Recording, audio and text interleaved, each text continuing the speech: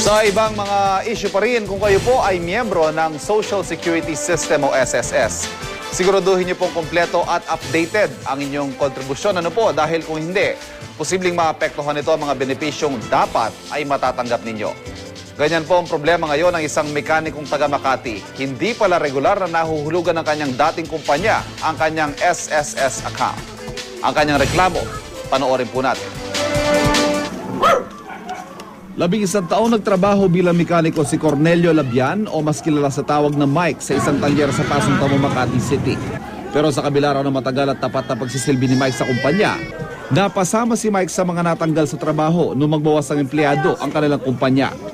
Ang masakit pa raw nito, wala na nga siyang trabaho, natuklasan pa niya na niloloko umano siya ng dating kumpanya. Di umano 6 na taon mula Marso 2002 hanggang Marso 2008 na hindi naghulog sa Social Security System o SSS account ni Mike ang kumpanya. Kasi lagi ako nagchichik sa sa SSS. Sinasabi lang nila sa akin na na uhulugan nila, nila. Pero nung pag nagchichik ako sa sa SSS, wala pa ring hulog hanggang sa tumagal, maabot ng ngayong taon na to. Wala pa rin silang inaano. Masakit daw para sa bulsa at sa kalooban ni Mike ang hindi paghuhulog ng kumpanya sa SSS. Bukod sa kinakaltasan ng kumpanya ang kanyang sweldo buwan-buwan, nagkaroon pa raw siya ng napakalaking utang sa SSS. Dahilan para tanggihan ang kanyang request sa makapag-loan para sa pagpapaaral sa kanyang mga anak. Para makapag-loan, kailangan mahulugan nila yung loan ko dati. Umabot na ng mga 44,000 na siguro ngayon. Yung dating 15,000. Dahil sa penalty, yung interest, kaya lumaki yung interest. Sa ngayon, 3 taon ng company driver si Mike sa isang panibagong kumpanya. Isa lamang si Mike sa libo-libo nating kababayan na nakaranas ng hindi tamang pagbabayad sa SSS ng pinagtatrabahuhang kumpanya. Ano nga ba ang habol ng mga empleyadong tulad niya na tila dinadaya ng kanilang pinagtatrabahuhan? Ang problemang ito tututukan ng sagot ng SSS Live dito sa On Call. At kaugnayan ng reklamong yan, kasama natin dito sa studio si Ma'am Marisu Bugante, Vice President for Public Affairs and Special Events ng SSS. Magandang hapon po sa inyo, ma'am. Magandang hapon. Welcome to On Call. Thank you. And magandang hapon po sa inyo. Afternoon. Alright, una makiki-update po kami. Base po doon sa pag-check nyo sa records po, ano ho ba yung naging resulta nito?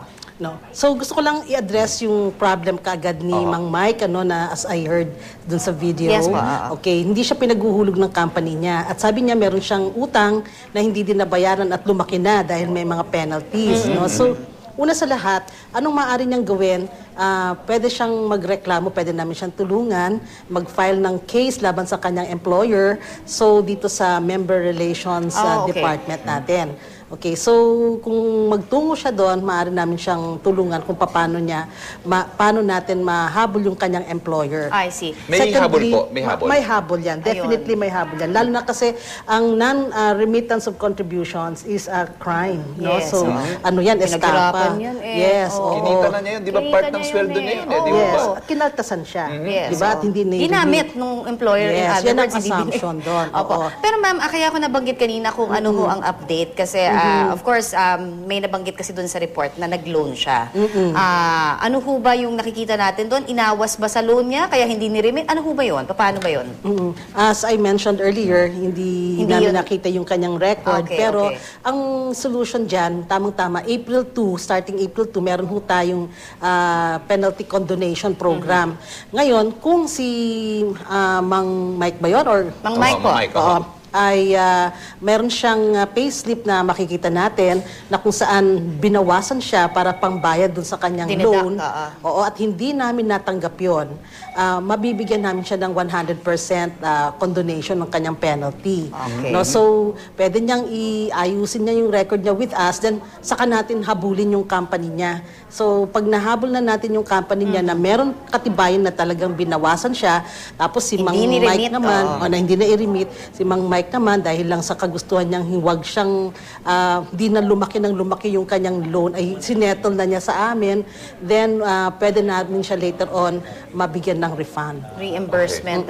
Ma'am, itong airing company, ano ho yung kakaharapin nila? Nakakagalit itong ganito, ano ho? Yes. Kasi kinita na nga ng tao, tapos kinaltas, pero hindi Parang nilamit. Ano ho pandaraya yung katapat na parusa niya? Yes, tama yan. Yan na talagang aming hinahabol, Ivan, ano, yung mga companies na hindi Marami nagre-remit. ho ba yung mga ganyan? Last year meron tayong 1,227 na kinasuhan ng mga companies. Usually ito yung mga small, medium companies, no, or ang pinaka-rampant na violator kung minsan yung mga security agencies, I see. yung Nako, mga yan, no? utility agencies, yung Janitorial mga janitorial services. services, Yes, yung mga power ganyan. services. Kasi nga yung katwiran din nila, sinasabi nila, hindi pa daw sila nababayaran ng kanilang Hindi naman yun principal na rason, din ano? nila. Exactly. No? So, empleyado nila yan. So, Ma'am, paalalahanan po natin para doon sa mga nagpapalusot at nakakalimot po, Takutin na rin natin, ano, parusa, ma'am? Sige po. Ano Actually, po ba ang ang parusa- parusa dyan? yes, ang parusa dyan, bukod sa fine, penalty, meron pa silang kulong. No? So, prison correctional kung ang tawag doon, 6 years to 12 years, parang gano'n. Mabigat mabigat Yes, pala. mabigat. Anong And fine? hindi- Magkano po?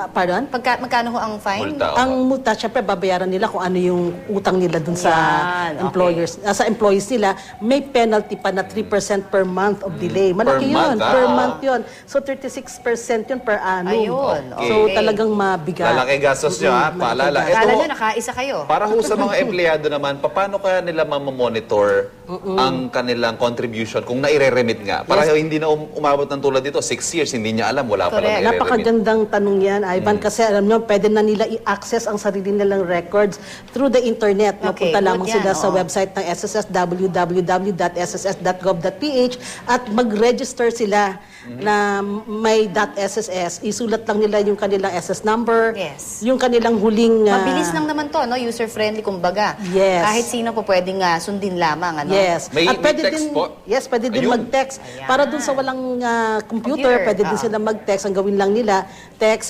SSS, help muna, no? Ano Sa- ho yan? SSS space help? Ganun Yes, ho ba? Okay. 2600 kung hindi nila alam paano yung 2600. process. Oo, kung otherwise, they can register immediately SSS space REG, R-E-G, tapos 2600. Ganda naman yan. So, i-ready lang nila yung kanilang SS number, yung kanilang date of birth, at syempre yung pangalan nila as registered with SSS. Mabibigyan sila ng password, at using that password, they can access their own record. Kung nare-remit. Kung makikita Maganda yung nila... sa text, napaka-convenient talaga. yes. Maganda ho yun kung maalalaman ko updated yung kanilang account, ano? So, makikita nila yung total contributions na naihulog sa kanila so far. Kung hindi nagja-jibe with what they know na dapat yun ang number of contributions nila, they can always verify, no? Tingnan nila kung i-post na ba yung latest nilang contributions kasi kung minsan merong problema Ma'am, sa ganon. Oo. Meron bang natuluyang kumpanya? Ang yes. SSS talaga? Last year, we had 2 companies convicted. Okay. No? So, convict na sila sa lower So, sa bawal na rin RTC. silang mag-negosyo, ganon? Or paano ba yun? So, ibig sabihin yan, pepreso na sila.